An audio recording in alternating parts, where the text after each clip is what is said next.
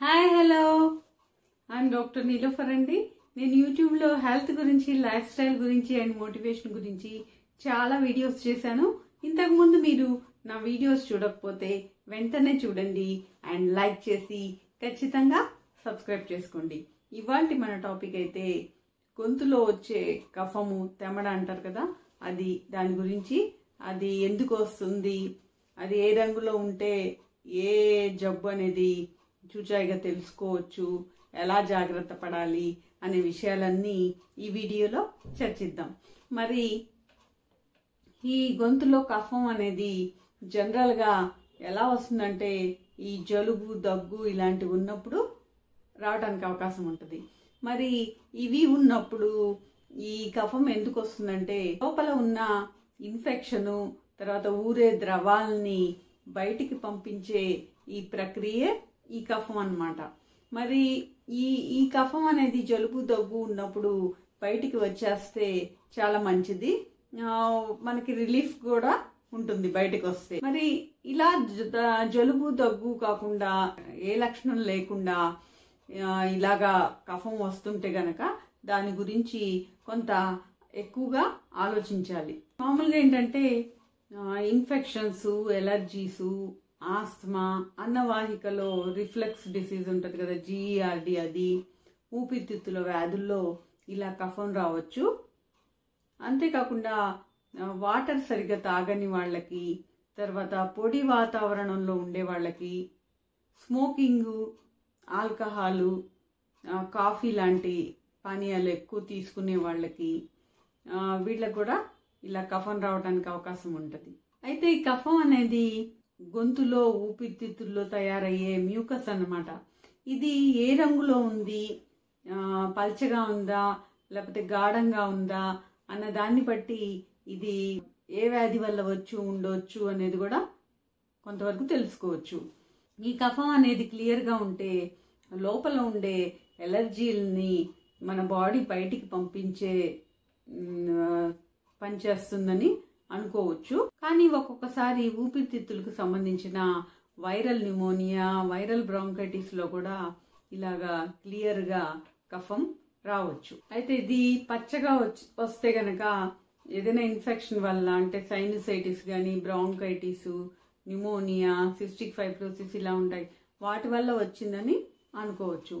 ఒకవేళ అది తెల్లగా ఉంటే గనక కొన్ని COPD అని అలాంటి కండిషన్స్లో, తర్వాత ఈ కంజెస్టివ్ కార్డియాక్ ఫెయిల్యూరు, వైరల్ బ్రాంకైటిస్లో, తర్వాత ఈ అన్నవాహకకు సంబంధించిన రిఫ్లెక్స్ డిసీజ్ GERDలో రావచ్చు అలాగా.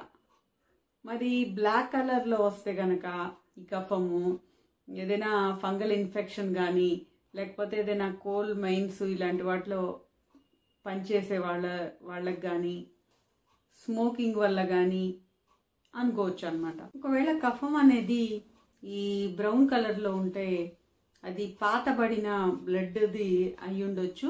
బ్యాక్టీరియల్ బ్రాంకైటిస్, బ్యాక్టీరియల్ న్యూమోనియా వల్ల, లేకపోతే లంగ్ యాబ్సెస్ వల్ల రావచ్చు అన్నమాట. తర్వాత కఫంలో గనక బ్లడ్ కలిసి ఉన్నా, బ్లడ్ పడుతున్నా, కొన్ని సీరియస్ కండిషన్స్లో అలా జరగవచ్చు. ఏంటవి పల్మనరీ ఎంబోలిజము, తర్వాత congestive cardiac failure, lung abscess, తర్వాత లంగ్ క్యాన్సరు, TB ఇలాంటివన్నీ కూడా వాటిలో అలాగ పడవచ్చు అనమాట.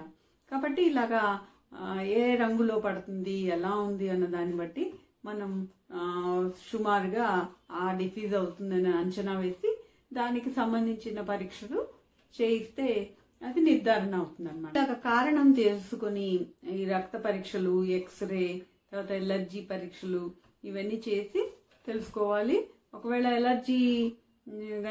ఎలర్జీ వల్ల వచ్చిందైతే యాంటీహిస్టమినిక్స్, డీకంజెస్టెంట్స్, స్టీరాయిడ్స్ అవసరాన్ని బట్టి వాడతారు. ఇన్ఫెక్షన్ ఉంటే యాంటీబయాటిక్ మందులు వాడతారు. అయితే GERD వల్ల వచ్చిన కఫం అయితే గనక దానికి సంబంధించిన మందులు కూడా వాడుకోవాలి. ఈ కఫం గనక 2 వారాల కంటే ఎక్కువ వస్తూ ఉంటే, లేకపోతే చాలా రోజుల నుంచి వస్తూ ఉంటే గనక డాక్టర్ని సంప్రదించాల్సి వస్తుంది. అయితే ఇంట్లో జనరల్గా ఈ కఫంని రాకుండా చేసుకోవడానికి ఏమేం పనులు చేయాలంటే, ఇంట్లో పొడి వాతావరణం ఉండకుండా ఒక హ్యూమిడిఫైయర్ అనేది అమర్చుకోవాలి. లిక్విడ్స్, ఫ్లూయిడ్స్, వాటరు ఇవన్నీ కూడా ఎక్కువగా తాగాలి. తర్వాత సాల్ట్ వాటర్లో వేసుకొని ఆ నీళ్లతో, గోరువెచ్చని నీళ్లతో పుక్కిలించాలన్నమాట, గార్గిల్ చేయాలి. అంతేకాకుండా ఈ ఆవిరి పట్టడం, ఆవిరి పడితే కూడా ఈ గొంతులో ఉన్న కఫం పల్చబడి బయటకు వస్తుంది.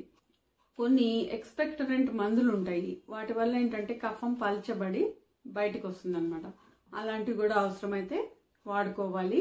తర్వాత ఎక్కువగా పిల్లి కూతలు వచ్చినా, జ్వరం వచ్చినా, కఫం చాలా రోజుల నుంచి ఉండి తగ్గకపోయినా, తర్వాత ఇలాగా రంగు మారి కఫం కనబడినా వెంటనే దాని గురించి నిర్లక్ష్యం చేయకుండా డాక్టర్ని సంప్రదిస్తే మంచిది.